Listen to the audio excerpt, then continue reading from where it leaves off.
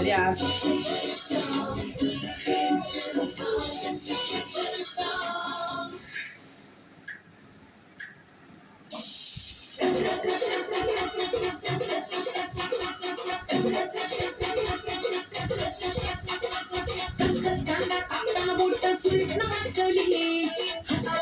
लागला तरी मी चढे तापवली कापताना बोट सुईत न वाचवली हाताला चटका लागला तरी मी कढई तापवली तुमच्यासाठी स्पेशल